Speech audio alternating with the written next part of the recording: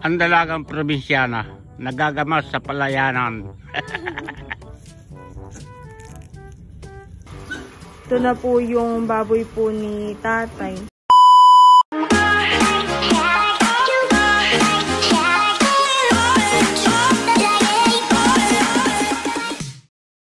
Hi guys, ako si Mahal at welcome back sa aking channel. For today's vlog po ay papunta po ako sa Palayan para po tumulong po sa pagkagamas. At ihahatid po ako ni Tito Eric dahil si tatay po ay nauna na po sa Palayan. Kanina pa po siya nandoon. Gawa ng kagigising ko lang din po.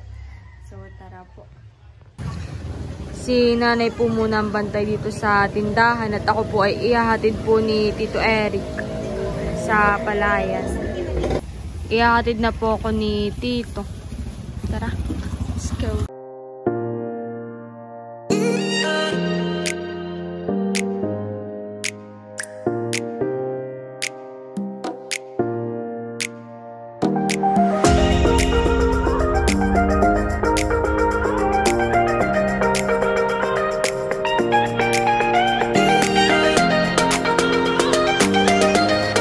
Kami po ay nandito na po sa Palayan. Si tatay po ay kanina pa po nandito. Mga 5 AM po. Madilim-dilim pala ang po yung isang Palayan. Ito po yung kanila Ate Milot po. Lalaki na Mahal. Oh, yung tanim. Nasaan na si tatay? Doon, sa gitna. Ayun. Oh, buhon po pala ah. Sa pangalawa po dito. Parang ginagawa kayo ng tatay nagbubunot ng mga damo. Nagagamas po. Kami po ay papunta dun sa kay tatay. Nagtatanggal din po ng damo. Si tatay naman po ay po ah. Malayo din po pala. Ayan po si tatay. Tatay! Nagagamas ka na po. Nagagamas na daw po. Tuhan po ako galing. Boom po ah. Ako po ay lulusong na.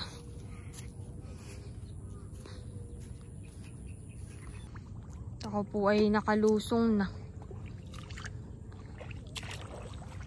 Taas na rin po dito yung mga palay. Ito po yung mga damo po na natanggal na po ni tatay. Oh, diyan ko nilalagay Mahal at pagka diyan mo lang nilagay sa Palayan at hindi mo nilubog ay nabubuhay. Nakuan po ulit na ninabalik. Nabangon siya, nabangon. Ako po yung magtatanggal na rin po ng mga damo. Yan. Kaya tinatanggal Mahal ang damo sa palay. Inaalis ang damo sa palay. Una-una siyang kumakain ng mga pataba. Opo. Na yung mga damo ayan at saka hindi mag-aani ang palay at dinadaig ng damo pag hindi mo inalis. Kaya kailangan po tanggalin puhan eh. Si tatay pa naman po ay nakapagsaboy na po ng pataba. Nung isang araw po yata yun. Po ay magtatanggal na. Hindi na po ako nagpalit ng damit at ako naman po ay maliligo na pag... Sabi ko Mahal, ikaw ay magpangamay at makati ang dahon ng palay sa baraso. Baka ikaw pamantalan. Kagigising ko lang din po eh. Mga 5 ka po nagpunta dito. Oo. Madilim-dilim pa. Mamaya ay mainit na Mahal. Oh, buti nga po ngayon hindi po ganun kainit eh. Baga nga pala tanda mo.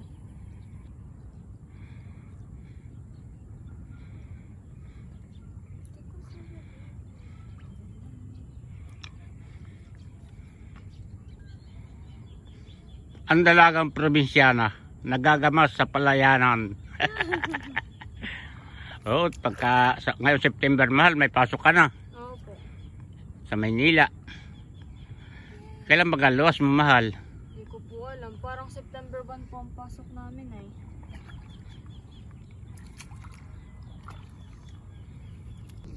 Si tatay po ay dito naman daw po sa kabila mangunguha po ng damo. Gagamas. Maya-maya po ay pabalik na rin po siya. Doon na po ako tataya sa isa. Maggagamas. Oo.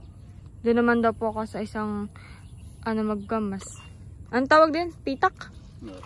Isang pita. Doon naman daw po ako sa isang pitak maggagamas. Doon po hindi pa po nagagamasa ni tatay. Kapi, papunta na muna doon. Daling ko na po ito.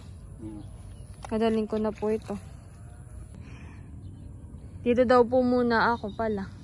Gawa ng marami pong damo. Bago po pumunta dun sa isa pong pitak. Tangkita po dito yung mga damo. Si tatay po muna ang aking videographer.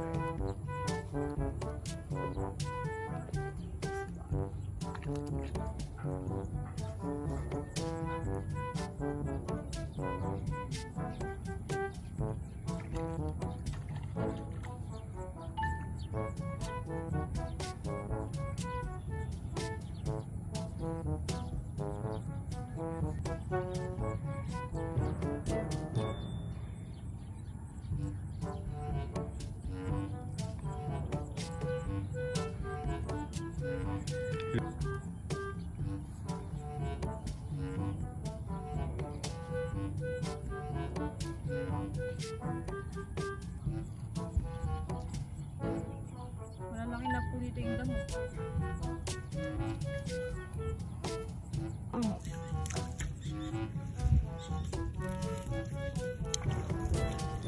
Ang hawak mahalay sa puno na Yes. sa puno. Kailangan po yung matanggal po yung ugat po. Kabayot siya. Totoo.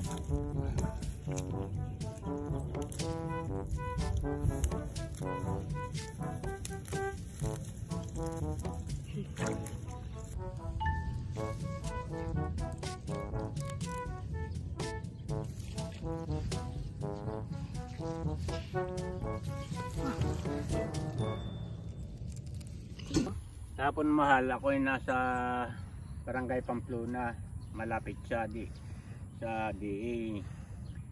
Nagpamigay ng abono sina Mayor. Dumating din si Congress Markenberger. Yes. Ang ating masipag at mabait na Congress. Ano pong binigay? Mga abono sa palayan mahal. Ano pong abono? Urea tsaka yung triplet 14 complex para po sa palayan po kasi tatay po ay nandun po kahapon. Napakaraming tao mahal kahapon, mga farmers po kasama si Mayor Fred Pohida. Maya maya po ay pauwi na rin po kami ni Tito para may kasama po si nanay po sa tindahan.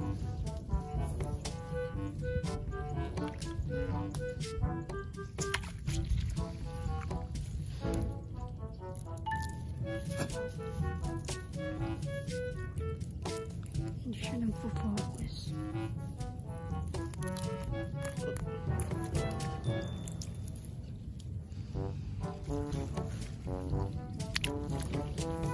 I just wanna love.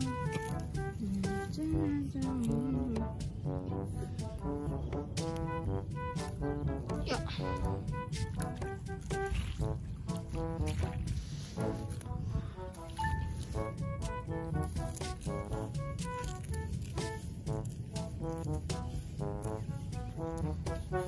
Yeah.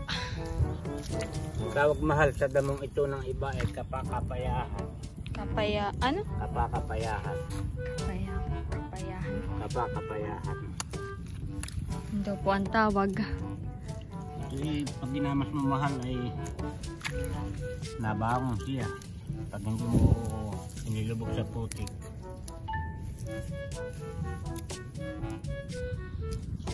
Dami pa Dami mahal tingnan mo.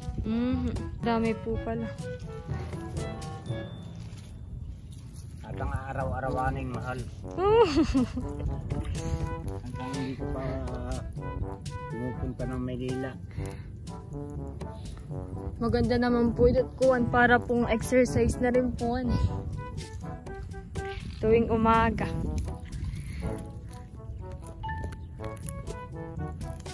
Pag stretch. nakakapagbanat-banat po ng buto.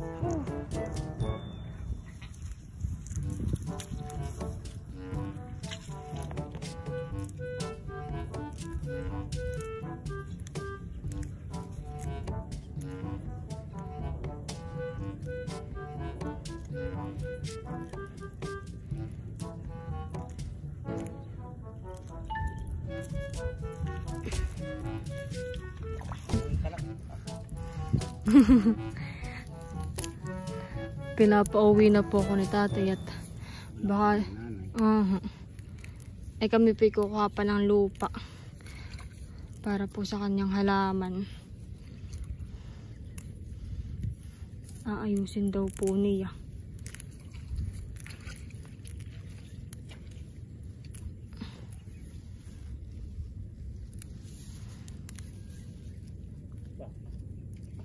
Kapalanda mo, mahal.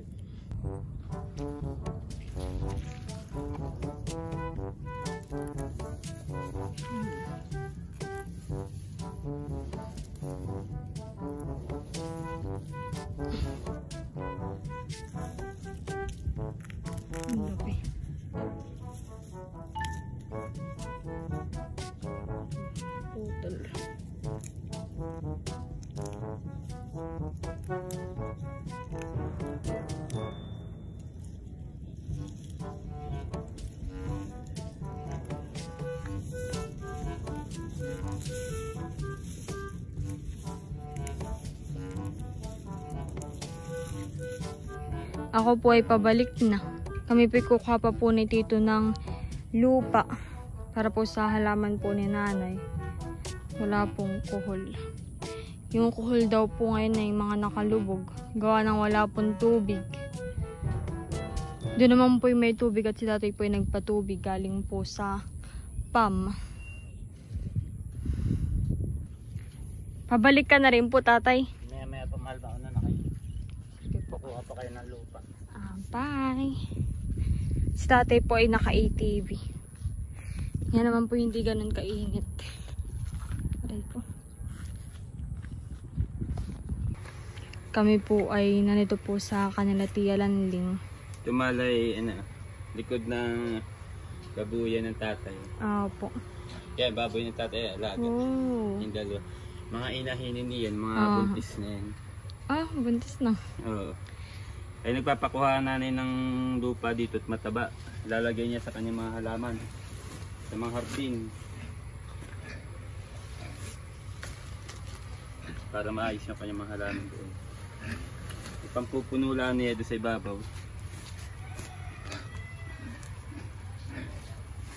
Kaya po pala may dalang sako po. Mm. May pinadala po si nanay na sako.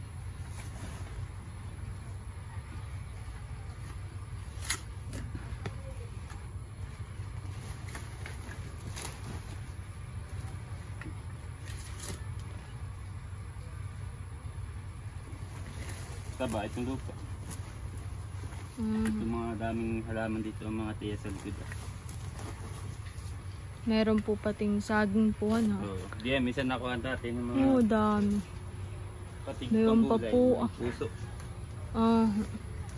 Dami ng bunga yung saging. Ayan na po yung lupa. Dahil Isang ngayon sako pala, po. at ako nang bubot nito.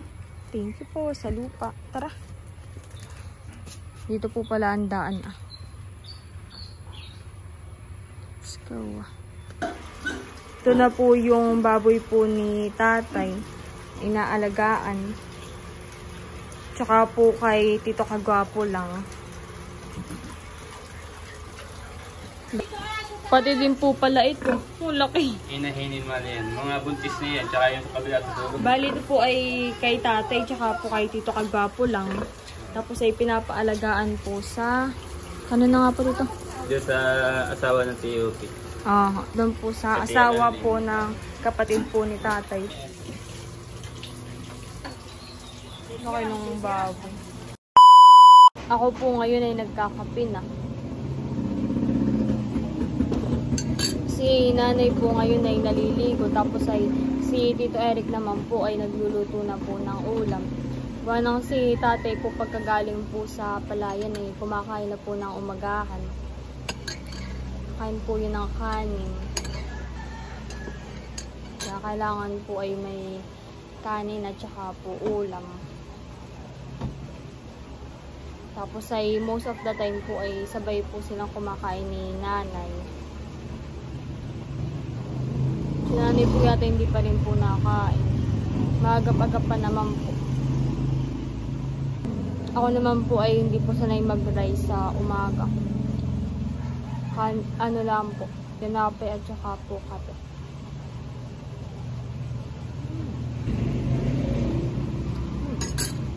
Parang natanggal po yung antok ko. Gawa ng maaga po kami pumunta kanina sa palayan. At ako po ay tanghali na po nagigising. Sinusulit ko po itong bakasyon. Malapit na po ulit ang pasok namin ay. Actually po ako yung nagigising ay 8 AM, 9 AM, ganun. Late na. Tapos ay pag po ako'y nakabangon na, si tatay naman po ay pabalik na galing po sa palayan. Pero minsan po ako'y ginigising po na ng maaga. Si tatay po ay dumating na. Kumain ka na po. Hindi pa. Bago pala kakain. Meron na pong ulam, tsaka kanin. Yung pong isda. Nagluto ka. Si Tito Eric po at ako pong bantay dito. Ay kumuha din kayo ng lupa. Panggat din ng nanay. Yes. Saan ninyo nilagay? Nasa labas po yan. So, ngayon po ay Saturday and ngayon din po ang aming election. So, kami po ay mag-google meet ng mga ka-blockmates. Okay, start na ba? Ako po ay dito na lang po sa tindahan. At naka-off naman po ang cam. Okay lang po kahit naka-off. Ako naman po ay wala pong plan na magkaroon po ng any position ngayon pong college. At gusto ko lang po na mag-focus po sa pag-aaral ko. Na-experience ko na naman po na makasali po sa mga organization at mga club nung senior high po ako tapos ay junior. And maganda naman po, masaya yung experience. Marami po ako naging experience, marami po ako naging friends, mga leadership training. Kaya nga lang po ay another responsibility. Ayan, at katatapos lang po ng aming election.